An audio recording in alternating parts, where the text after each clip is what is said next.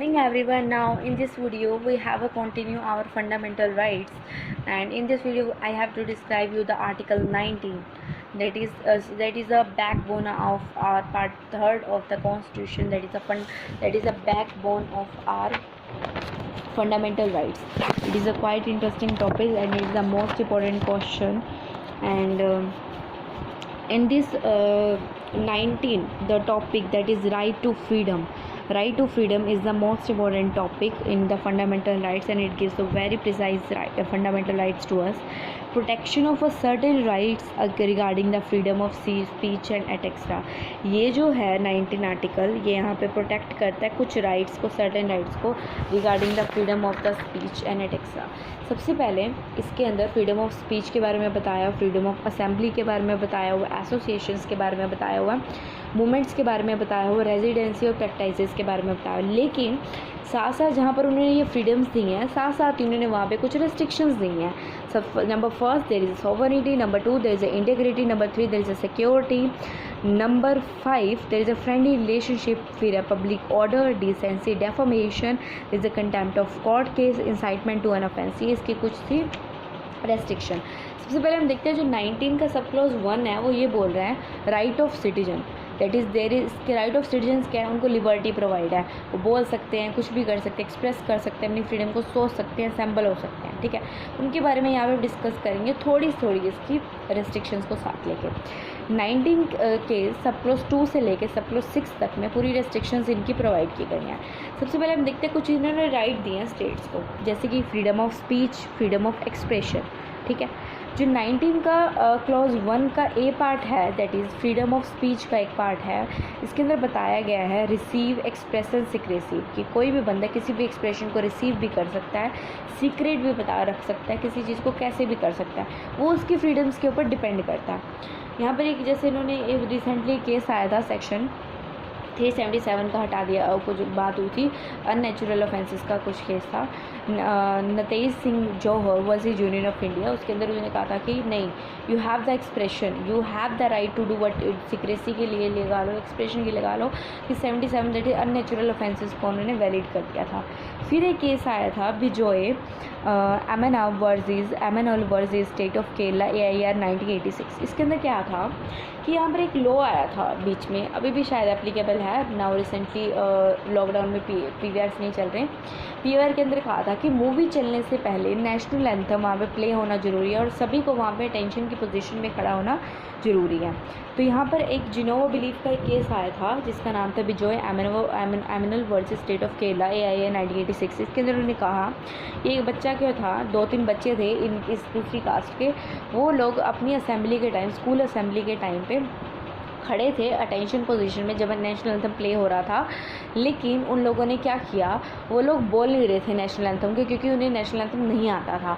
तो उनके स्कूल के जो प्रिंसिपल थे उन्होंने उनको एक्सपेल कर दिया. तो उन्होंने अपनी रिट पिटीशन फाइल की थी, सुप्रीम कोर्ट में उनकी रिट पिटीशन खारिज कर दी गई थी. फिर उन्हें आगे अपनी हाई कोर्ट में खारिज कर दी गई थी, फिर उन्होंने सुप्रीम कोर्ट में डाली थी रिट पिटीशन. तो वहाँ पर उन्होंने कहा कि जो अगर उसको नहीं आता, according to national honour act 1971, अगर कोई उसको अटेंशन पोजीशन में खड़ा होकर नेशनल एंथम के टाइम में उसको फॉलो कर रहा है, तो वो पर्सन वहाँ पे उसको ऑनर दे रहा है, उसको रिस्पेक्ट दे रहा है हमारे नेशनल एंथम को.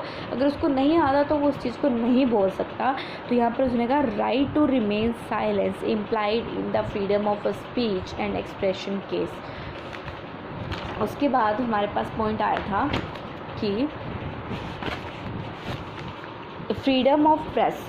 इसमें Brijbhushan versus state of Delhi का केस आया था, फर्स्ट अमेंडमेंट ऑफ कॉन्स्टिट्यूशन. इसमें क्या था, Sakal papers versus union of India AIR 1992. इसमें क्या था कि जो फ्रीडम ऑफ प्रेस है वो is a species of freedom of speech, एक स्पीशी एक पार्ट है उसका. इसमें कहा फ्रीडम ऑफ स्पीच के पास कोई एब्सोल्यूट पावर नहीं है. वहाँ पर एक टाइम आया था, वहाँ पे क्या होता था पहले के टाइम में कि अगर किसी भी प्रेस वाले को कुछ भी लिखना है, सबसे पहले उसे गवर्नमेंट की परमिशन लेनी पड़ती है. कुछ भी छापना है, धीरे धीरे अमेंडमेंट्स होने के बाद धीरे धीरे अब वो जर्नलिस्ट के पास बहुत अच्छे राइट्स हैं, उनके एक्ट्स बने हुए हैं, लेकिन फिर भी कुछ कंटेंट ऐसा होता है जिनके लिए उनको अभी भी उनके लिए परमिशन लेनी पड़ती है गवर्नमेंट की. उसके बाद वही उसके कुछ रेस्ट्रिक्शन, कुछ ग्राउंड्स आ जाते हैं. 19 के सब क्लॉज 2 से लेकर 19 के सब क्लॉज 6 पे number first there is a sovereignty and integrity of India. यहाँ पर रीजनेबल रेस्ट्रिक्शन होना बहुत ज़रूरी है। अब सब कुछ हम सबको कह देंगे भी तुम अपने हिसाब से चलो, तो कहीं ना कहीं पे हमारी स्टेट, हमारा इंडियन इकोनॉमी इफेक्ट करेगी। Number 2 there is a security of the states. अपनी सिक्योरिटी के लिए अगर हमें लॉकडाउन लगाना पड़ा था अभी रिसेंटली, तो वहाँ पे लॉकडाउन लगाया गया था। अगर वहाँ पे फ्रीडम ऑफ स्पीच नहीं कहेंगे, हमारा बाहर आना जाना, कहीं पे भी घूमना फिरना हमारा बैन हो चुका था। तो हमारी सिक्योरिटी के लिए था, security of India, Nations and economy, तो वहाँ पर ये फंडामेंटल राइट्स इन्फ्रिंज हो जाते हैं। Number 3 friendly relation with foreign state. अगर कहीं भी फॉरेन स्टेट्स के साथ, अब जैसे हमारा चाइना के साथ हमारा अच्छे नहीं है, तो रिलेशंस अच्छे नहीं हैं, तो उनके साथ अगर कोई कंटेक्ट करता है तो वहाँ पे उसका फंडामेंटल राइट्स इन्फ्रिंज हो जाएगा। फिर आता कोई पब्लिक ऑर्डर आ गया, जैसे लॉकडाउन का आया था, उसको अगर कोई नहीं फॉलो करेगा, वहाँ पे फ्रीडम जो होएगी इन्फ्रिंज हो जाएगी। डिसेंसी मोरालिटी कोई फॉलो नहीं कर रहा तो हो जाएगा। कोई किसी को डिफेम कर रहा है, डेफामेशन कर रहा है, उसके लिए कोई ऐसा ऑफेंस कर रहा है, किसी को उकसा रहा है कि भाई तू इस बंदे को मार दे, उसके लिए भी फ्रीडम ऑफ स्पीच है, सब कुछ वो हो जाएगा। उसके बाद पॉइंट आता है कोई कंटेम्प्ट कर रहा है कोर्ट की, तो उसके लिए भी ये पूरी तरह से बंद हो जाएगा। उसके बाद एक पॉइंट आता है फ्रीडम ऑफ असेंबली। देखो कहीं पर भी असेंबल होना, किसी बंदे अपने लिए डिस्कशन कर रहे हैं किसी बात के लिए, इसकी नॉर्मल, लेकिन उसके लिए उसमें legal process, criminal force, use force, possession of property, criminal test, इन सब के लिए उसको सबसे पहले पुलिस से परमिशन लेनी पड़ेगी। ये सब वो ऐसे नहीं कर सकता। ये 19 का फर्स्ट क्लॉज का 6 पार्ट और 19 का 3rd क्लॉज ये बताता है सोवरेनिटी, इंटरनेटी एंड पब्लिकेशन। इसके अंदर उसने यही बात बताई थी कि असेंबल हो सकते हैं वो, लेकिन उनको कोई भी काम कॉन्स्टिट्यूशन के अगेंस्ट अगर वो करेंगे तो वहाँ पे ऑटोमेटिकली उनके 19 के जो राइट्स हैं वो ऑटोमेटिकली इन्फ्रिंज हो जाएंगे। 19 जो है हमारा सिटीजन्स के ऊपर ही अप्लाई करता है।